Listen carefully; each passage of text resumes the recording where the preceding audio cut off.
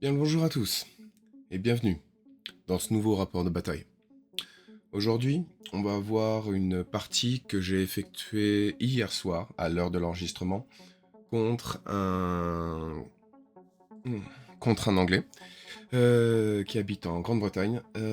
Son pseudo est Cooper et la partie fut assez intense, surtout du fait malgré que l'IGL, le tournoi en ligne qui est organisé pour la partie que j'ai effectuée, soit cette fois-ci sur une ligne un petit peu plus normale, un peu plus on teste des choses et on teste des expériences.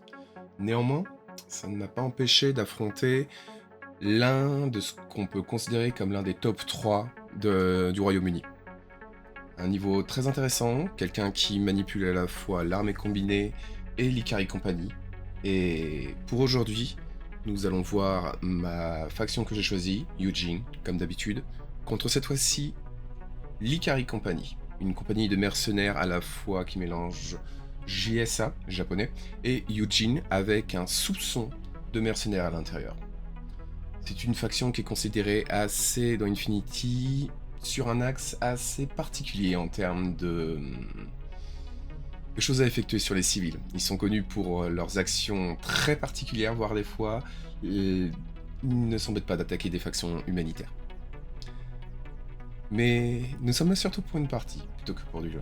Donc, commençons d'abord par les listes. Et avant les listes, nous allons juste faire. La partie était sur Firefight. Et je vais vous expliquer ensuite, en présentant la table, le scénario. Donc, déjà, on revient sur ma liste. Celle que j'avais utilisée lors de la précédente partie. L'explication pourra être reprise au niveau du précédent. Donc, de Gudan avec Zapper, Camouflage qui sont à l'arrière en train de me fournir des ordres et de la défense. La Daioing Lieutenant qui est là en tant que hacker et avec son camo peut être caché derrière tranquille et ne pas subir le feu adverse. Le Dokaibi, mon killer hacker principal et en même temps une excellente pièce pour aller capturer des objectifs ou des consoles et ou grâce à son pitcher hacker chez l'adversaire. Le Daofei, ma pièce d'assaut principale du groupe 1, avec son AP Spitfire et le fait qu'il soit spécialiste opératif et camo fait comme quoi il peut réaliser beaucoup d'objectifs, combiné avec le fait comme quoi il peut être une infanterie lourde, et il est une infanterie lourde, et en plus il a des décharges, c'est la machine parfaite pour faire des objectifs sur ce type de scénario. Néanmoins, il faudra faire attention, c'est un spécialiste opératif, nous verrons ça après. Ensuite, le Sonbae, qui est là juste pour rendre létal le hacking de mon Dokaibi et de mon Daioing. Vient le Pangolin, qui est surtout là pour recharger aussi bien les Longia que le Dokaibi. Et enfin, le Mech Engineer et son Yanzao pour essayer d'aller réparer les Longa.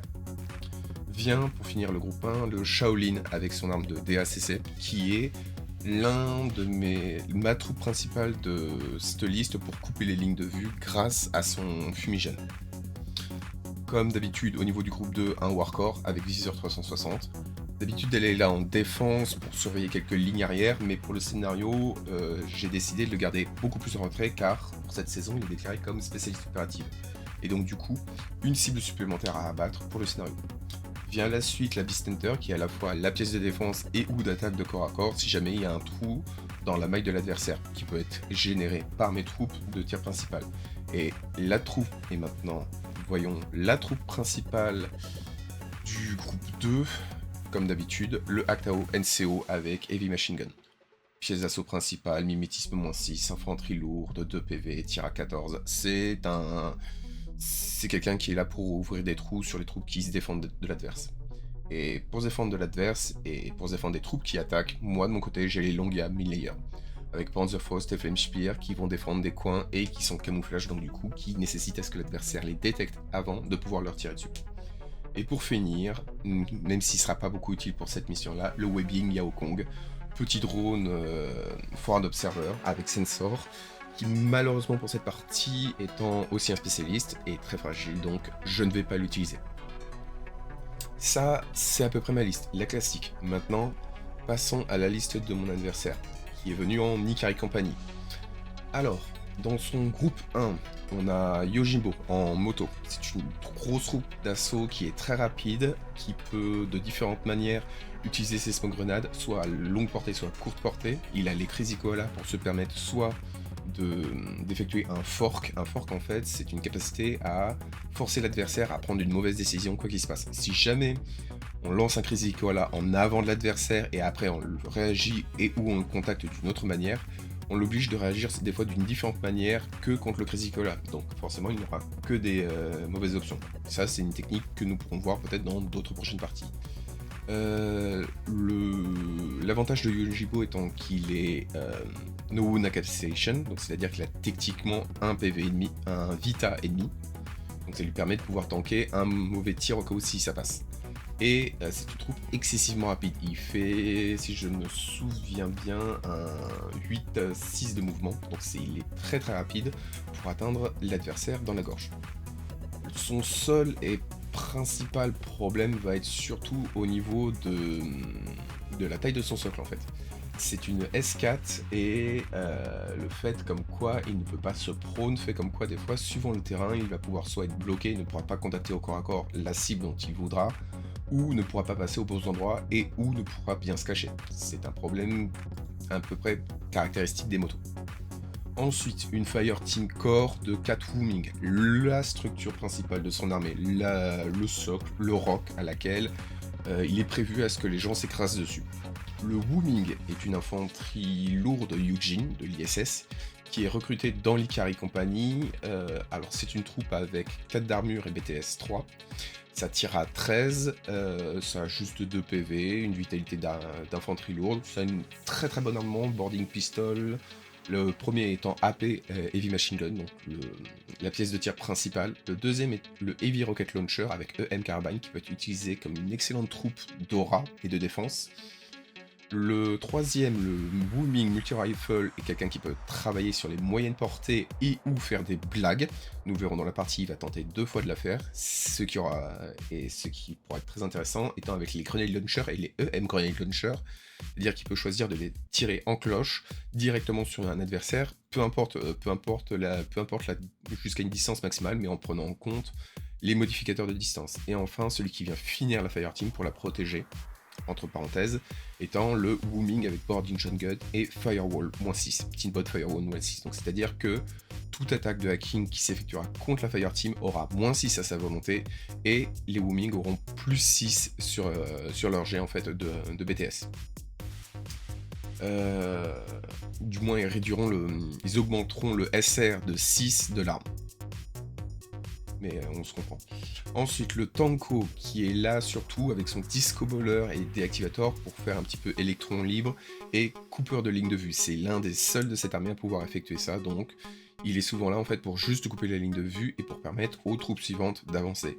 Et les troupes suivantes d'avancer, nous avons 2 Krakot Renegade avec BS attaque +1, c'est-à-dire qu'ils s'effectuent 2 attaques en plus, donc ça peut être très efficace avec leur Chain Rifle, leur Chest Mine et leur Heavy Pistol. Ça permet vraiment de, quand ils sortent d'un coin, de demander à l'adversaire de choisir le fork, comme je vous ai dit.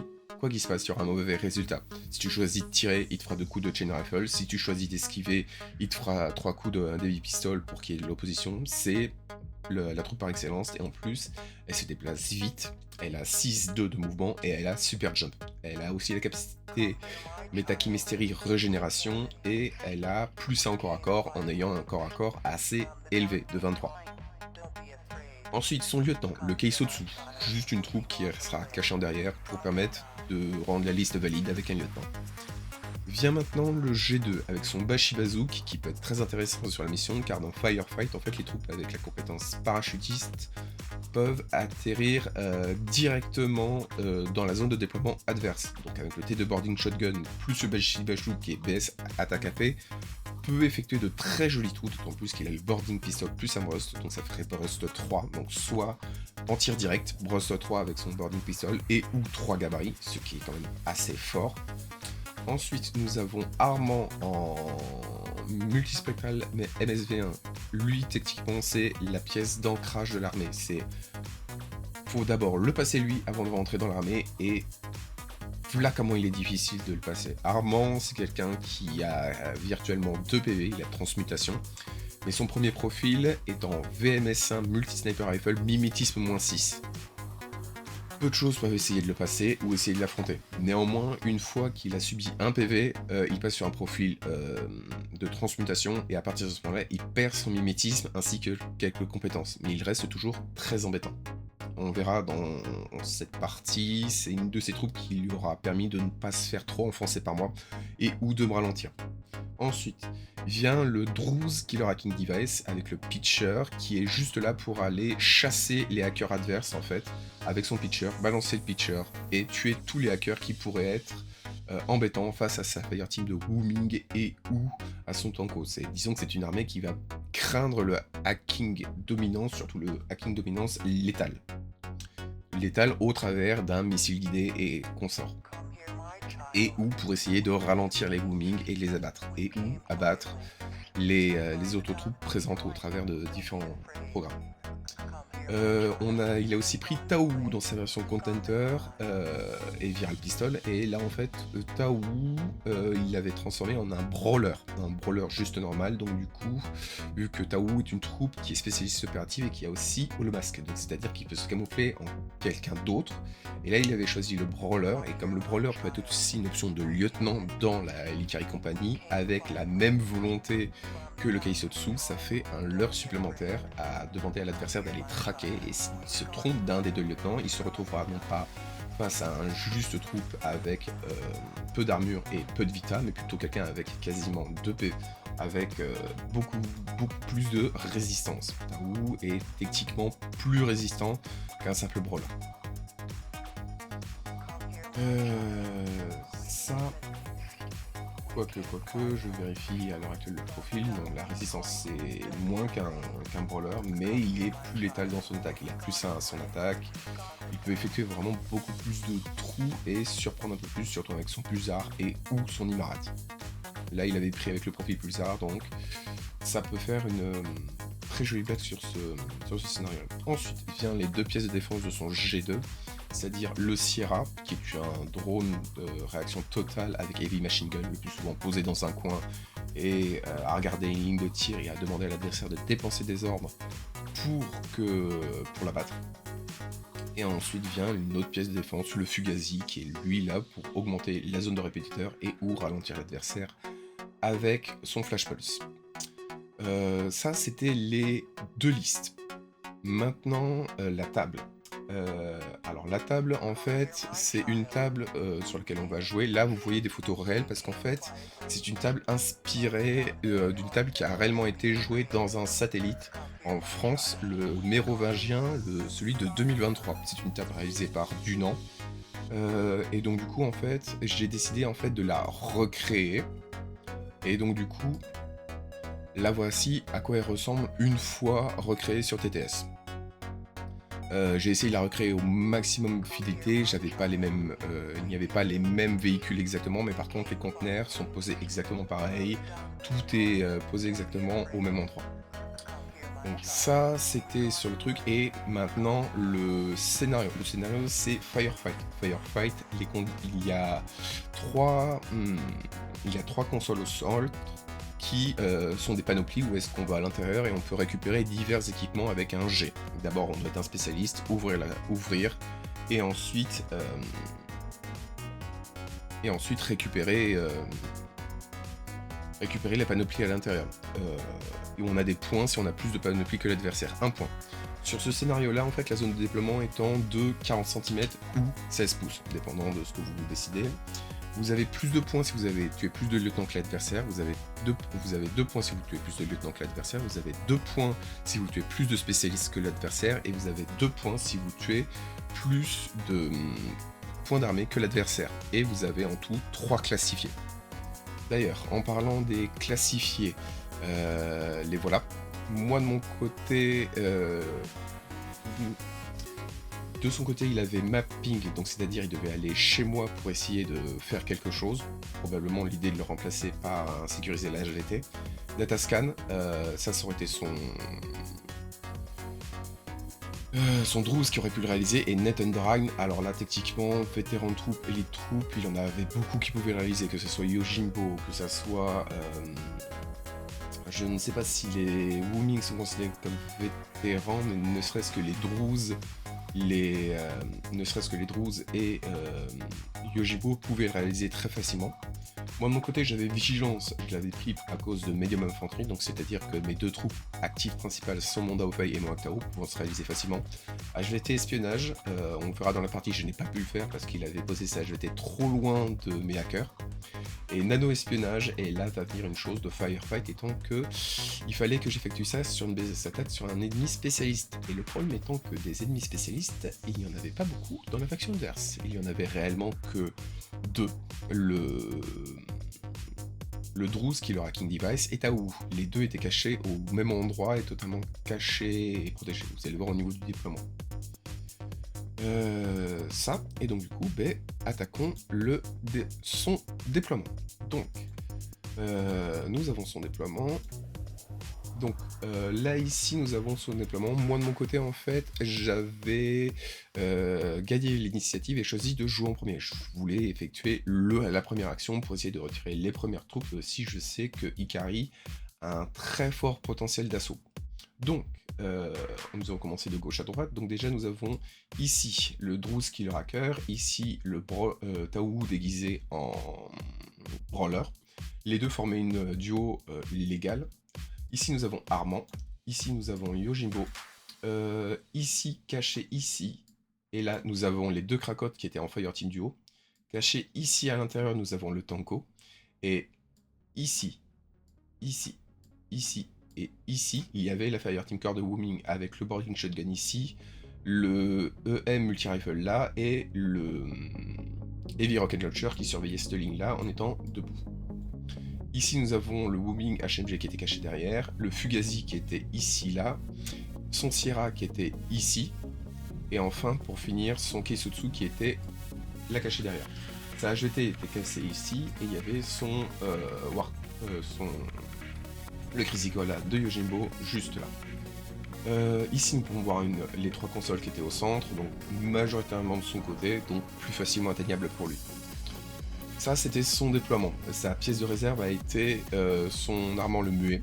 Donc du coup, quand j'ai commencé à me déployer, je voyais qu'une majeure partie de la défense était positionnée ici. Donc il y avait des chances à ce que ici, quelqu'un puisse se poser. Sachant que les conteneurs, si on arrive à peu près au même niveau qu'un autre conteneur de la même taille, on n'a pas la couverture vu qu'on est quasiment aussi haut. Ça peut être assez dangereux de se poser au-dessus. Néanmoins, l'un était un Sierra, sacrifiable, et l'autre était Armand le Muet, une troupe difficilement délogeable. Vient mon déploiement à moi.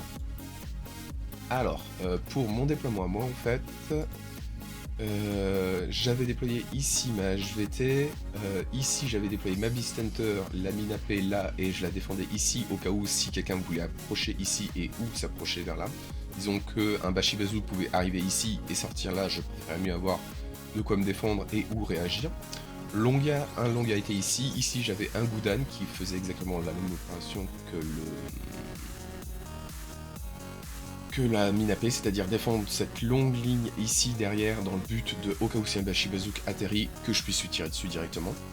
Caché ici derrière, au fin fond de ces conteneurs, nous avions la Dioing Hacker, Pangouline répétiteur, le Yaozao de l'ingénieur qui était caché ici au fin fond, le Dokaibi qui était planqué là. Ici nous avions le Sonbai Yaokong comme d'habitude posé au milieu histoire d'avoir un maximum de troupes adverses à bonne portée au cas où si j'arrive à Spotlight. Le Warcore caché mais qui est capable de voir un peu les lignes de côté droite et de côté gauche mais bien caché parce que c'est une troupe spécialiste et donc du coup qui peut mourir très facilement et donner des points à l'adversaire. Le Shaolin ici présent, le deuxième Longa avec sa mine devant toujours dans le but de protéger un petit peu ici au cas où si ça passe et ou ici si ça passe. Le webbing posé ici, surtout pour ouvrir en hacking, pour essayer de faire des spotlights en réactif sur un Bashibazouk, car le programme Spotlight inflige des dommages, donc du moins nécessite une sauvegarde, donc si j'inflige un spotlight sur un des Zolos, l'Holo disparaît. Donc du coup ça réduit les possibilités à ce que le Bashibazouk puisse m'attaquer. Et ici le deuxième Gundam qui était posé ici, surtout pour défendre toute la ligne arrière, en cas où si un Bashibazouk arrivait. Le Sonbai était tourné derrière, dans le but de regarder derrière ici et là, au cas où si quelqu'un souhaitait atterrir à l'intérieur. Ici était caché en nid de déploiement mon Aktao, prêt à sortir de gauche vers ici dans le but de voir ici, là, il y avait le Sierra adverse que je pouvais voir juste en m'avançant et en sortant avec son propre arme. Là, ici, nous avions le Daofei, Spitfire, prêt à sortir un petit peu pour essayer d'aller affronter le Wuming. Maintenant, on va... Ça, c'était pour l'instant un déploiement. Et là, nous avons ici les... Là, nous avons ici les deux zones de QAZ, en fait, où est-ce que si on touche dedans, en fait, une zone de terrain difficile 0G, et on subit une touche de BTS 8 ou 7, je ne me souviens plus exactement, donc le plus souvent, on les utilise pour couper des couloirs et forcer l'adversaire à passer par d'autres endroits, et où les positionner, parce que ce sont des zones avec de saturation, donc ça peut être utile face aux troupes réactives ou aux troupes actives, donc du coup réduire leur capacité offensive en réduisant de 1 leur dé, sachant que le SD n'est pas applicable sur la saturation. Maintenant, passons au tour 1. Alors, moi de mon côté... donc, alors, là on est à la fin du tour 1 au niveau de la partie. De son côté, quand j'ai commencé, il a retiré 2 ordres dans mon premier groupe, donc le groupe le plus important. C'est ce que j'espérais, car en fait, ma technique principale étant que je me suis dit, c'est si son Wuming Teambot tombe, sachant qu'il l'avait mis vers ici en fait, si son Wuming tombe en premier en fait, derrière ça m'ouvre la possibilité de hacker la Fireteam plus facilement, et même s'il appelle un Speedball, si j'arrive à hacker assez de ces mondes, il ne pourra jamais récupérer la Fireteam et jamais l'avancer jusqu'à chez moi, car je la considère vraiment comme étant très dangereuse sur la forme d'assaut. Donc, en fait, je ne fais pas l'impétueux de mon Shaolin, je laisse vers ici. Et plutôt, ce que je vais faire, c'est que j'active avec son ordre à lui, le Haktao, pour sortir. Pour sortir ici et abattre le Sierra en une seule phase de tir. Je reviens sur mon emplacement d'origine. Ensuite, avec le Daofei qui était vers ici, j'essaye de sortir ici pour aller affronter son Wuming. Au bout de 2-3 affrontements, malheureusement, je rate. Je me retrouve ici totalement inconscient. Et donc du coup, en fait, le truc étant qu'une fois être totalement inconscient, heureusement que j'avais commandé un Speedball, car mon Haktao s'est activé et a utilisé cette fois-ci les ordres de lieutenant, car j'avais d'autres idées sur les ordres restants du G2, a activisé son ordre de lieutenant en fait pour avancer jusqu'ici en fait, et au moins faire replier la Wuming avec un jet de courage. Donc une fois que c'est effectué, j'ai pu faire venir un Speedball vers ici en fait, et ensuite réanimer mon Daofei. Avec ça, sur le nouvel ordre de lieutenant, j'ai fait replier mon Haktao sur la position que vous voyez ici. Et donc du coup, à la suite, j'ai commencé à activer le plan que j'avais en tête. Donc c'est-à-dire qu'une fois que le Sierra a été tombé, j'ai activé mon Beast Hunter qui a sauté, avancé, et enfin qui a effectué un dernier saut jusqu'ici pour passer derrière le Fugazi et être juste devant le Wuming et ne plus être visible de Armand le Muet. A la suite, j'ai fait un super saut et j'ai sauté directement à la gorge du Wuming. Par chance, les 2 coups de corps à corps sont passés, poussant directement le Wuming directement inconscient. Néanmoins, Armand a effectué un tir sur la Beast Hunter pendant qu'elle a sauté, la mettant directement morte, irrécupérable. Donc ça du coup ça m'a pris un petit coup dans le truc, parce qu'en fait je me suis dit que il y avait des speedballs, il y avait encore pas mal de monde à porter, donc techniquement c'est si je le laissais juste comme ça, il avait juste à appeler un speedball Vitapack et il revenait avec son Wuming et sa Fireteam était de nouveau pleine capacité et il n'y avait pas le round. Donc j'ai appliqué le principe du double tap. Donc les ordres du géant ont été utilisés à la suite sur le Daofei qui était là, qui s'est déplacé prône vers ici dans le but de ne pas se faire voir de Armand. Vers ici, il y avait une ligne de tir qui était vers là. Et ensuite, à la suite, je me suis approché juste là, effectué une rafale pour totalement oblitérer le Wuming. Et à la suite de ça, je me suis replié ici et mis sous camo. Le Haktao était positionné ici, personne d'autre n'avait réellement bougé, personne d'autre n'avait réellement fait quoi que ce soit, c'était vraiment juste un assaut de Beast Hunter et tout le reste. pas grave si ça reste les images, c'est ça qui ça donne du charme. À la suite, fut son tour, et les pertes n'étaient pas si sévères que ça, il y avait juste un Sierra, un Wooming Teambot, donc rien vraiment pour l'empêcher. Donc déjà ce qu'il a effectué, étant avec le mouvement impétueux du Tanko, il a sorti et lancé un Disco Bowler à très bonne portée juste ici en fait. Donc il a coupé les lignes de vue qui avaient mon Longa ici au cas où si ces cracottes sortaient, et c'est ce que ces cracottes ont fait. Elles sont sorties ici, le premier a attendu ici, tandis que le deuxième a fait jusque là en fait, avec leur mouvement impétueux. Et à la suite en fait ils se sont enchaînés. Le premier est sorti ici dans le but d'essayer d'avoir mon Longa. Mon Actao l'ayant vu directement l'a promptement abattu d'un tir de HMG, le mettant directement à terre. Est arrivé le deuxième... ah non, ça c'était mes excuses. Donc d'abord, les deux étaient mis en position. Ici, lui il était encore dans la smoke, et donc lui ici en fait a essayé de se déplacer vers là, vers ici, et a contacté le Actao. Le Actao, je l'avais positionné prone, exprès dans l'idée de, au cas où si tu tentais de me l'attraper en fait. C'est pour ça que j'ai positionné j'ai révélé mon Yonga pour essayer de l'abattre avec la submachine gun, et j'ai effectué un tir de pistolet à courte portée avec mon Actao. Par chance, il a voulu essayer de faire 2 coups de chain rifle, donc dans le but de me foutre directement à terre, de me faire directement 2 PV. J'ai eu peur qu'il me balance 2 attaques de corps à corps. J'ai tanké les coups de chain rifle, et le pistolet a directement abattu, mis inconscient, le cracotte. À partir de ce moment-là, il a décidé de le sortir le deuxième vers ici pour essayer d'avoir mon Longa et ou rentrer dans la mêlée, et ne plus être visible de mon Actao à la suite. Il espérait en fait que juste le tir rate et que rien ne se passe. Néanmoins, mon Actao touche, et cette fois-ci avec sa HMG, a abattu et mis directement inconscient le cracotte. Ah, petite chose, les cracottes avaient fait différents jets. Celui-ci avait fait un jet de physique en plus 3 sur son jet de métachimésterie, et celui-ci avait fait régénération. Ça sera utile à la suite. Donc, l'assaut a raté avec les cracottes. Maintenant, il va essayer d'envoyer son Yojimbo. Son Yojimbo était ici. Donc il va le faire avancer ici, là, là, là, et va arriver le moment où est-ce qu'il sera visible du Actao. Perdu pour perdu, il va quand même essayer de balancer une smoke vers ici, pour essayer de couper la ligne de vue du Actao et enfin avancer. Malheureusement, le Actao réussira son opposition et fera un premier PV à Yojimbo. Yojimbo, perdu pour perdu, il va décider de l'envoyer plus profondément dans mes lignes en fait, mais cette fois-ci le Actao réussira encore son opposition, et cette fois-ci fera directement l'assaut de Yojimbo. Une fois ces 2 assauts finis, il va en tenter un troisième et dernier en faisant atterrir ici présent un Bashi Bazook.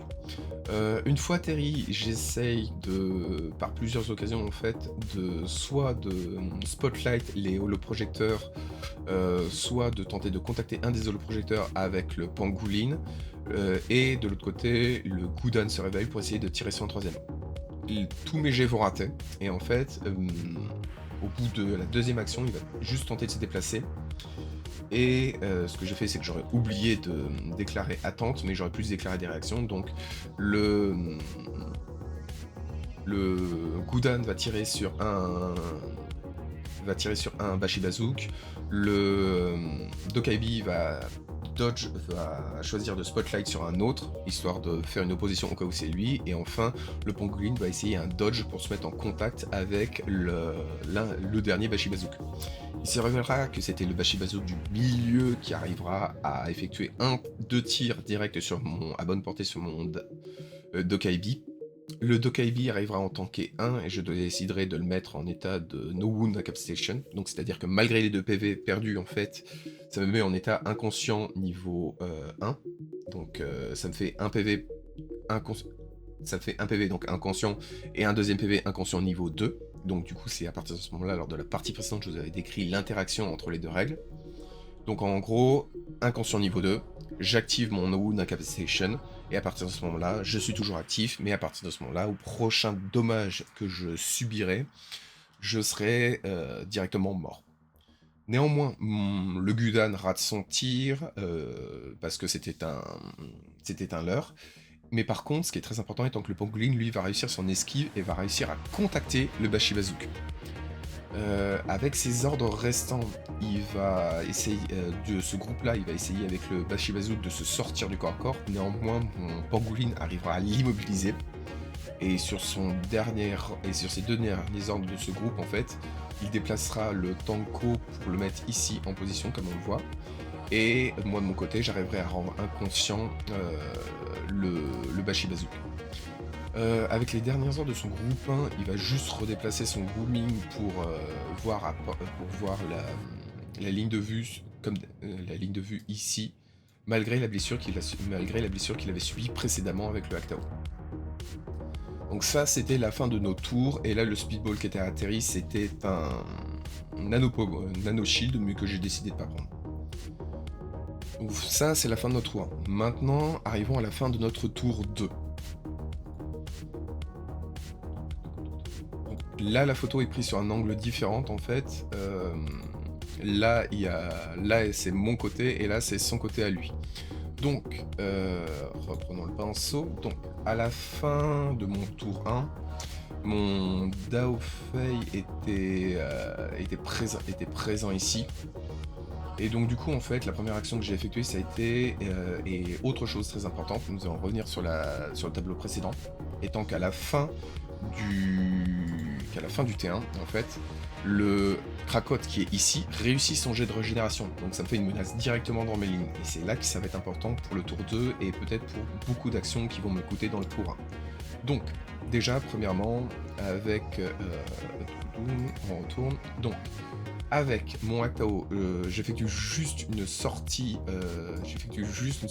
ici, dans le but d'abattre, et enfin de rendre inconsciente,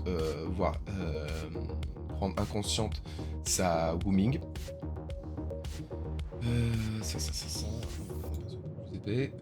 Et ensuite, avec le Haktao, je vais essayer d'abattre plusieurs fois le Krakot, qui réussira à chaque fois ses jets d'initiative. À la fin, je me positionnerai vers ici, toujours assez loin de son chain rifle. Et donc du coup, en fait, ce que je vais essayer, c'est je vais essayer d'activer mon webbing pour essayer d'effectuer un dernier tir. Ça fonctionnera pas du tout, et ça sera vraiment au dernier tir de HMG de mon Haktao, du dernier ordre du groupe 2, que j'arriverai enfin à le rendre de nouveau inconscient. Et là va être très important, c'est tant que...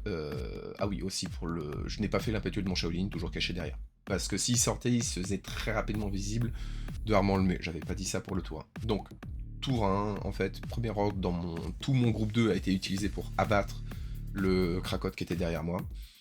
Et donc du coup, tour 1...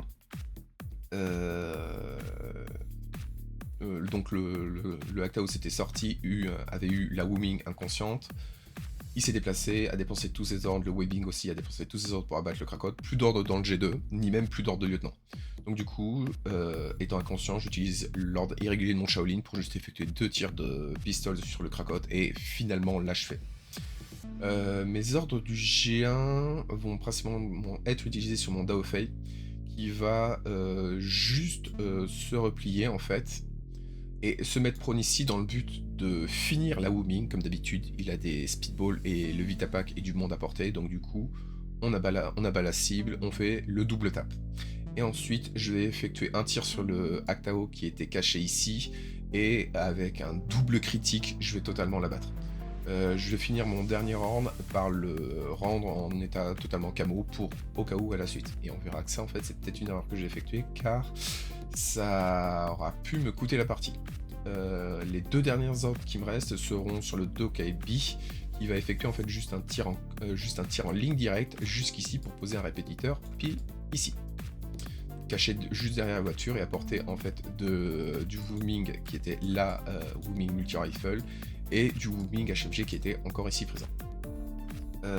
Ça c'était tout mon tour 1. Disons que j'ai pas pu faire effectuer grand chose, j'ai juste éliminé les menaces qui auraient pu rentrer à l'intérieur. Arrive son tour 2 à lui.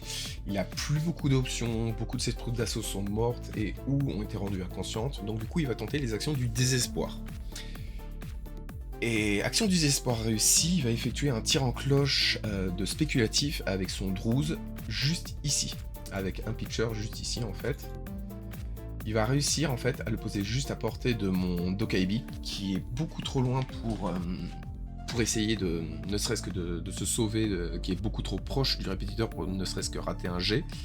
Et il va utiliser tous les ordres de son G2 pour promptement le tuer en fait avec des Trinity. Il sera pris pas loin de 3 ordres pour essayer de me l'abattre en échange de Trinity. Disons que l'opposition n'était pas fameuse entre lui et moi, mais à la fin il arrive à tuer un spécialiste, alors que moi j'en ai tué 0. Donc pour l'instant il a l'avantage sur les spécialistes.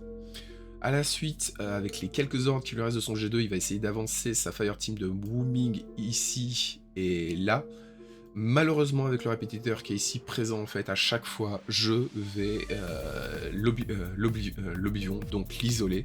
Ce Wuming ici sera isolé de par la Daewing qui sera révélée, et ce Wuming aussi, mais ce Wuming sur sa dernière activation, en fait, arrivera à balancer une rafale sur le répétiteur, et donc du coup, le rendra totalement inopérant. Et ça a été à peu près tout pendant notre tour 2. Pas beaucoup de grosses actions, quelques petits affrontements, quelques petits ralentissements. Son action principale étant vraiment le tir réussi. Disons que le tir était sur du 4. Il fallait qu'il fasse 4 ou moins, et il avait 2 occasions. Il a pu effectuer le tir, il a eu de la chance là-dessus, mais c'était une action à tenter, du désespoir, parce qu'il n'y avait pas vraiment beaucoup d'autres grandes solutions. Bien évidemment, et ce qui va être important pour le tour 3, étant que de par le répétiteur et de par les hackings qui ont été effectués, ma Daewing s'est révélée. Ça va être important pour le tour 3. Donc, maintenant, tour 3. Là va arriver le tour 3 et moi, je commence à voir l'écart se finir sur la possibilité de pouvoir marquer des objectifs. Pour l'instant, c'est lui qui a l'avantage. Moi, de mon côté, je n'ai juste que peut-être que le point de kill. Donc du coup, nous sommes à égalité. Donc du coup, à partir de ce moment-là, il faut que je commence à m'activer. Et donc du coup, ce que je vais effectuer, c'est je me dis que ces Wuming peuvent reprendre la main, mais ils sont tous les deux en isolé. Donc du coup, techniquement, ils ne peuvent plus aller beaucoup loin avec juste un ordre régulier, sauf s'ils se font réparer par le Fugazi, qui se ferait récupérer par un switch on juste à proximité. Donc ma cible principale sera avec mes ordres du G1, d'envoyer mon Daofei ici, d'essayer d'abattre le Wuming Grenade Launcher, car je sens que avec la bêtise qu'il a et avec le désespoir qu'il a, qu'il va aussi tenter avec le Wuming Grenade Launcher de tenter d'abattre directement mon lieutenant, car dans ce scénario-là, abattre un lieutenant rapporte 2 points. Ça abat plus de lieutenants que l'adversaire rapporte 2 points. Donc du coup j'effectue un premier tir sur le Wuming, je n'y arrive pas, et donc du coup après je replie, et cette fois-ci j'essaye de passer par ici. Et cette fois-ci, j'ai réessaye de... Donc c'est en fait... mes erreurs. J'effectue directement une action comme ça, je passe par ici et je passe par là. Dans la première opération, j'essaye d'abattre le Wuming, mais je lui fais rien du tout. Et je fais rien du tout au niveau du Fugazi. Le Wuming arrive à s'esquiver, à totalement se planquer. Donc du coup, ce que j'effectue, c'est encore une autre action avec le Daofei pour, avec le pistolet, abattre le Fugazi. Il n'y a plus personne de régulier dans les environs, donc du coup, peu de chance à ce qu'il fasse quoi que ce soit. Je replie mon Daofei vers ici, loin de la zone de contrôle du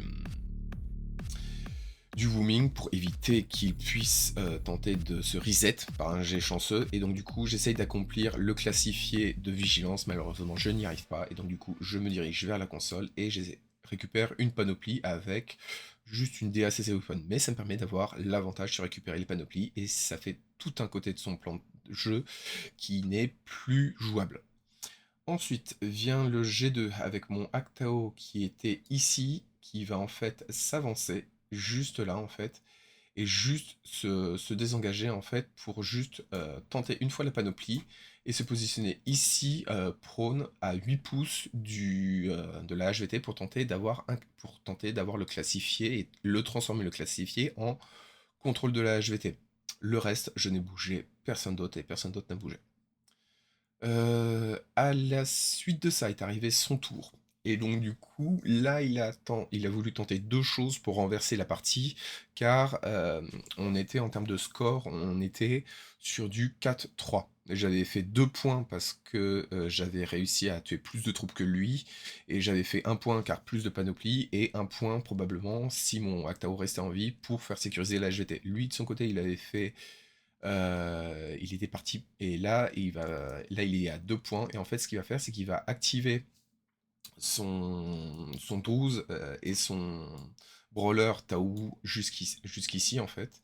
Il va les faire avancer. Il va faire avancer son 12 jusqu'ici, Killer Hacker, va effectuer un data scan et va le réussir sur mon Actao.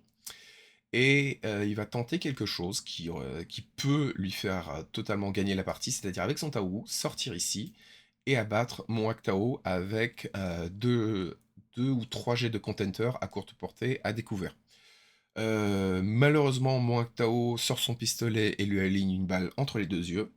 Et le problème étant que Tao Wu est un spécialiste, donc du coup, ça ne revient sur une égalité au niveau des spécialistes, donc du coup, il perd l'avantage pour les spécialistes.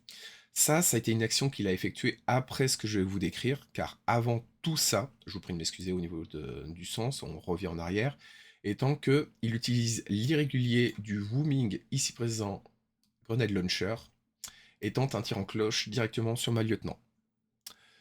Il arrive, il faut qu'il lance le dé, il a 13, il faut qu'il fasse, il est sur du -9 au vu de la portée et au vu de tous les malus. Il faut qu'il fasse du 4. Quelle ne fut pas ma surprise lorsqu'il sortit ce merveilleux 4 face à moi. Critique sur ma Daiwing lieutenant. Si jamais elle meurt, il a l'avantage sur les spécialistes, définitivement. Et en plus, il a l'avantage sur les jets de lieutenant, donc du coup ça lui revient une victoire.